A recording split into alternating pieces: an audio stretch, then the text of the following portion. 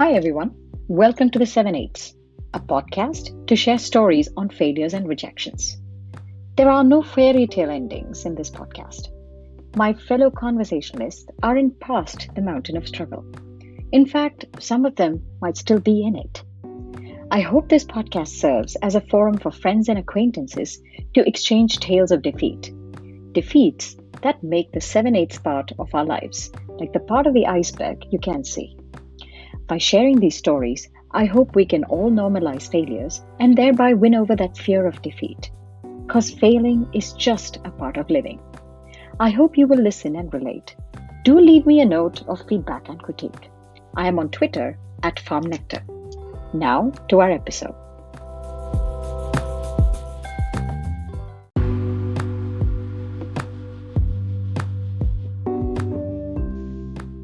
Welcome to episode 2 of the 7/8ths.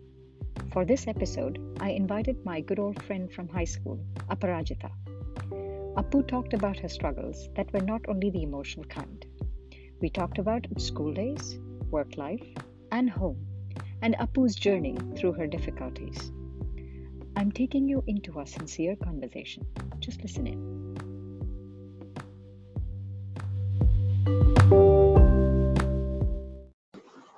I mean, as a runner, I'll tell you this, right? I think the running analogy works really well between the two of us. Correct. We see the finishing shots of a marathon, but we don't talk much about that 16 weeks of training that actually goes into the marathon. We don't True. talk extensively and share stories about my ITB was busted. We don't talk about how much of a struggle we all have to go through necessarily to get to that finish line. Good, true. And the reason why I feel like it'll be nice for us to talk more about it, to share more about it, especially women. The role models that we see, they're all, done it all. I've done it all. So can you. Well, yes, there is hope in that message. But unless you tell me to actually get here, I had a lot of struggles. Very demotivating for many of us, right? That's where this comes from. And I'm hoping by sharing these stories of struggles and setbacks, if we normalize that. And the minute we normalize it, the fear of losing, the fear of setbacks goes away. So all of us become a lot more courageous to take that shot. True. Among all our friends, you have been such an inspiring story. So I wanted to talk to you to understand how have you dealt with the setbacks in your So, when you say setback, right? A setback is something that has not happened as you expected, right? That's the baseline. Yep. Okay. Yep. Yeah. But how long you brood over that setback lies your attitude.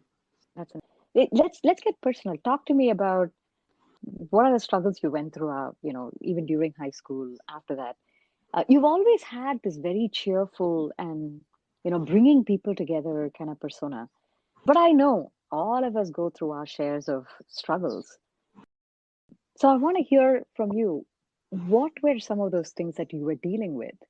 And what emotions did you go through when you dealt with it? First thing is, so each phase has different kinds of struggles. Yeah. When you see those days, those are actually not struggles for us now. So that is a different kind of struggle. Yeah. But at that time, the emotions don't go away. Emotions were going. The first setback for me was that I am short, right? But I wanted to be a model. My mom was one person who said, prove yourself in other ways that people oversee your height.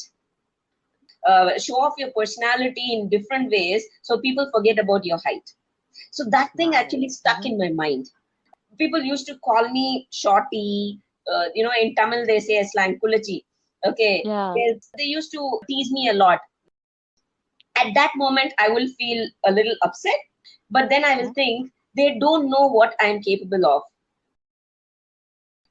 That is under my internal locus of control, right? So now it is in my control to do what I can to overcome that height disappointment. That is first failure or first setback. I crossed that hurdle. Yeah. You have a big personality. So to your mom's point, Yeah, I don't think people think of your height at all when you walk into the room. So you've actually, turned the height thing around and made it your thing. Like now, if someone says, "Hey, you remember that short woman?" The first person that you actually think about is you. correct, Right? You made it exactly. your brand. Exactly. The height became my identity. Yeah, yeah, yeah. Very interesting. I wanted to become a dancer. Okay, if not a model, what next? I realized I could dance. So I Hmm. joined the dance classes. You know, right? I have a problem with my backbone, right? It was lucky that my parents found and they took me to the doctor at the right time. And the doctor says, you cannot do anything, any physical activity for the rest of your life because you have a hunchback. And you have two options. You either wear this belt for 23 hours a day, or you either go for a surgery. Then doctor told me, if you have to go for a surgery, you would be stuck on the bed for 1 year. Later, then we will have to see whether it was a success or a failure. But it all depends on how you recover in that 1 year. But that 1 year, you will be bedridden. Okay. This was in the fifth Yeah. or sixth. Oh no, I'm not getting a surgery. I will wear this belt. Wearing that belt made me very, very strong because I could withstand wearing that belt for 23 hours a day for 6 years continuously. Go through this torture in life. I can do anything in my life. I remember you wore it, you normalized it, Correct. right? But talk to me about a phase in your life where it was extremely hard and you just struggled. Or maybe you're still struggling and you haven't come over it. Yeah, finding a job. Okay, it was difficult because we all graduated during recession time, right? Yeah. 2002. People didn't have a job. I didn't have a job. I tried everywhere, went for all kinds of walk-ins, all kinds of interviews. But what I did was I was also studying, doing my NIIT course. But unlike everybody, I somehow finished my course. Okay, but my thing is, since I started this, let me not go midway. Let me not come out of it midway. I wanted to finish it, so I finished the course, and fortunately, I should say, I got a job only because I finished that course. Imagine if I had given up the Interesting. NIIT. In fact, you won't believe it's a 2 years course, but I studied that for 5 years. And I That's built awesome. a great network in that 5 years. So it Yeah, also yeah, turned out to yeah. be advantageous for me. Yeah, yeah. Persistence. Yeah, it's like, Persistence. I That's did what it is. not give up. If I had given up NIT, imagine I wouldn't have landed that job because it's difficult. How many interviews I have attended, how many walk-ins I have walked in and failed. Not failed, it didn't come out well. I didn't get the correct score. Okay, I didn't speak well maybe in some of the interviews. But I didn't give up. 10 interviews they rejected me, but I never gave up. I attended 10 more, 10 more, 10 more. Yeah. Let's dig deeper there. Let's take interviewing as itself as an example. You gave it your best. I prepared well. I spoke well. My background is seems to be a great fit. Mm. My experiences seems to be a great fit. I connected with the team when I met them. Yet, you know, I didn't they get it. they said, Yeah. they said no. How did you go through that emotion, that that short setback right after you get that message? Yeah, the moment, see, that definitely, it's like, your whole world is shattered. The moment you hear that word, you are not selected, right? That moment, it is definitely, the shattering. Am I that bad? Was I that bad? Exactly, Was I that bad exactly. in that interview that they didn't select me? Where did I make a mistake? Where was I? Yeah, I answered all the questions that they asked, and I thought that I could, as you said, the guy who was interviewing me, I thought that I had connected to him and I had answered all his questions, but still, where did I fail? where did I fail? So that is Yeah. definitely disappointing. Trust me, oh God, you'll feel like, okay, I don't want any more jobs. I'm giving up. We didn't have any other option. We didn't know whom to talk to because I can't go and talk to my parents that I failed because they would say, okay, they are the typical conservative parents who feel that the moment you say that I didn't get, what mistake did you make? Okay, that means you're not okay. Exactly. They only question our ability. Why? What mistake did you make? They don't understand that we went to the wrong place, or we went to a position which does not suit us, and that's the reason why we got rejected. So that, Yep. that is the Yep. Yep. problem which actually gets into your mind. My parents themselves don't trust me. They don't have the confidence in me. What am I doing? Yeah. Exactly. Exactly. Yeah. See, Yeah. it was Yeah. like not like I could talk to any of my friends. See, I can talk to my best friend, but at that moment, you only want to be alone and try to Alone. Yep. figure out why, what is wrong with me. It all depends on how quickly you recover from that or who has helped you at that time. It's not always that you alone have overcome that. Definitely somewhere Mm-hmm. somebody must have helped you to overcome that. Maybe Yeah. after 2 days your mom or your dad themselves would have come and told you, it's okay beta, it's okay, so what, you didn't do in this, you'll do well. Looking at your face, looking Mm-hmm. at your disappointment, not at that moment, but 2 days later they themselves will come and tell you, okay, fine, it's okay, so what, this, let's Mm-hmm. take a look at some other thing. Or somebody, your friend, your Mm-hmm. best friend would have told you, babe, I trust you, I know how capable you are, it's okay if not for this, if something else. Or your sister, your Mm-hmm. siblings, your family members, somebody, even a book quote. My Mm-hmm. favorite quote in Bhagavad Gita, whatever happens, happens for your good. Yeah. So that would have come to your mind, saying maybe I'm not fit for this job. Maybe I would have come out of this job very quickly, or I would have got kicked out of this job. Maybe this job doesn't is not for me. That would come into your mind, and Mm-hmm. then you will say, okay, now let me think about something else. But self, Is that what happened to you? Is that what happened to you? Because yeah, these are all my with experiences. this, Definitely, I'm not talking for yeah, anybody else. I'm yeah. talking from my own experiences. After every interview, if a failure happens, is when there are so many factors which have taken me out of that disappointment and asked me to go ahead with the next interview. Okay, if not this, let's try next. If not this, let's try next. Let's talk So see about the thing, yeah, personal, personal. like Yeah, personal. definitely. Yeah. I've had many relationships. I have come out of the relationships where I have felt it's not working out, or I have come out of the relationship where the other person has thought that it's not working out, right? I mean, I'll say this, it's easier said now, but when you go through Hmm. it, right? Whether it's, personal or professional, when you make the call, you have already arrived at the point where you've said, really not working out, and you make the call to part ways, somehow it is less painful than when you're given the Correct. decision, Yes. right? When you're imparted the Correct. decision, when they say, this is not Working out. this not working out, that hurts a lot more. Yes. And what are some of the things that you feel when you go through that emotions? I have felt extremely lonely being in a room full of Hmm. people. True. There are people that are actually coming and talking to me. They don't know what I'm Correct. dealing with. I have felt extremely lonely and Hmm. alone. I have cried, no reason, no reason at all. Hmm. I'll be reading a random book with no connection and automatically tears. And it also physically True. hurts.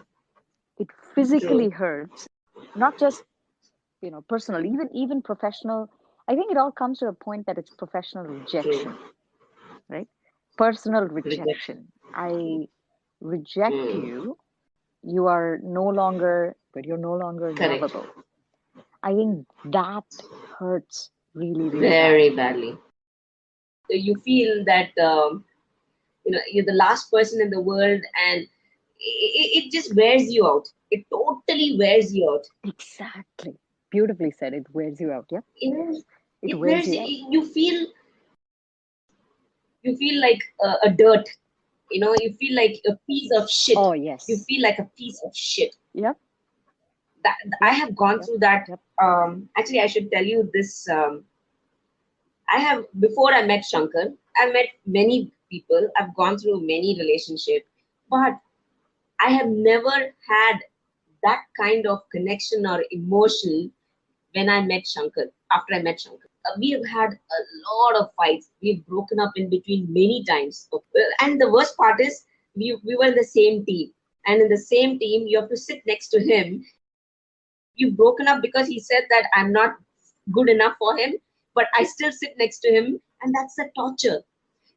The whole day I have to sit next to a person who thinks that I am a piece of shit. Okay, who has totally Oh degraded my God. me. My whole ego is gone, and yet I have to put up a face in front of the whole world that I don't care, but inside it's killing you. Okay, and you don't know whether he's going to take you back, or whether I would even be in a situation to get back to him. So from my office to my house was 5 kilometers, and it's a long walk, and I used to walk the entire by crying. If I go home, I can't cry in the office, so I had to spend some time somewhere to cry, right? So I would take 1 hour to walk from my office to home, and I used to spend that time crying. It was not like others where I could just say, oh, if not this guy, I could find another guy. Somehow I could not give up on him. I could not, how much ever we fought, how much ever we broke up, I could not give up on him. And maybe even he felt the same. And that's the reason why we both are still together now. It's going to be 17 years that we have, and it's Wow. not a bed of roses. How many fights, how many rejections. We both like, I don't deserve you, you don't deserve me, we are not made for each other. That is like, even after marriage, first 1 year of marriage is very, very, how much ever you have dated. Let's talk about that. Let's talk about that. At least I wish somebody told me when I got married was this. Whether it is an arranged marriage in the typical Indian arranged marriage sense, where you don't know the guy well enough, or it is a love marriage where you fell in love, you got married. After you get married, somehow the relationship has changed, and there are things that you thought this person was bringing to the table, and the things that your husband or your spouse or your partner thought that you were bringing to the table, that is not true. So there is extreme disappointment in you. It doesn't matter how many years you knew this person before you got married, and it doesn't matter how they were even before you got married. Somehow after marriage things seem to change, and in both sides, right? How do you go through that? Because it's a scary slash it's almost like a True, newborn baby true, at that point, that true, first 1 year, right? The baby is crying, you don't know true, why it is crying, like you just you know oh my god, what do I do to true, make the baby stop crying? It's very similar. You don't know what's going on in that relationship, and you're still trying to manage that relationship. How do you go through those moments where you thought, this is not what I true. signed up for? How do you not give up on that time? It's actually, it comes down ultimately to the attitude of the person. Okay, ego. Sometimes what happens is ego plays a major role. Why should I give up? Why should I give up my things? Why should I sacrifice things for you? I want to be this way, but why should I sacrifice it for you? The same way even the guy would think, right? Yep. If something Yep. has to Absolutely. work, it is both the people have to sit together and work it out. Otherwise, if one person thinks, yeah, I don't care, this is how I am, and I want to be this way, it doesn't work out that way at all in a relationship. Okay, people don't want to accept the other partner. It all drills down to expectation. What you expect from this relationship? Bring down your expectations. Yeah. How did Bring you and how did you and initially our expectations were different. Okay, we sat down, and it took us a long time. See, so it is not easy. It doesn't happen in a day or month. It takes years, and we just have to set the expectations. Okay, that has worked out. We both have totally stark differences in our personality. He's an introvert, I'm an extrovert. I love going out, he hates going out. But end of the day, it is the freedom that I have given him, and it's a freedom that he has given me. It is a space that I have given him, and it's a space that he has given me, is what has worked out. Yeah. Talk to me about the journey that you had to take to get to this It's point, because that would it's not not have been easy. easy. It's not at all easy. Yeah. What were some of the things that you guys had to We have go fought through? a lot. We have fought a lot, but what ultimately ends, one of us would definitely go and talk to the other. Fights shouldn't end bitter. And fighting is also another mode of communication. Why do you fight? Because there's a conflict in that point of interest. What you think of that situation is different from what I think of that situation. So we have communicated to each other that we don't agree upon something. Okay, so that is one way of learning that Shankar doesn't like this. Okay, and that's another way of learning that Appu doesn't like this. Okay, now what is the consensus we come to? For example, when we used to go out, right, we always used to go to Anjapat for food. Because Because Shankar likes only Chettinad South Indian food. And I hated Chettinad food because I would love to go to a French restaurant or to an Italian restaurant to eat pasta.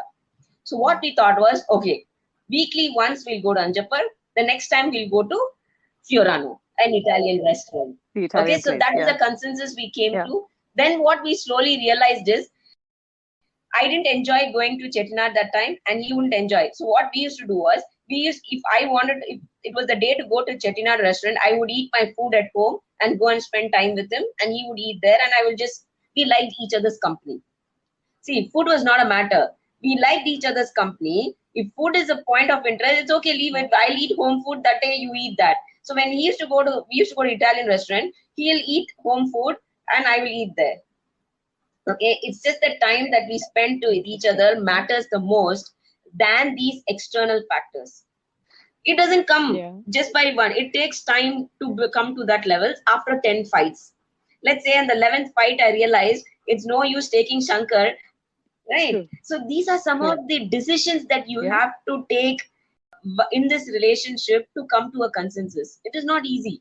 If your expectations, set the expectations right. Okay. If I don't like something, don't expect me to do that. I'm only going to hate you more.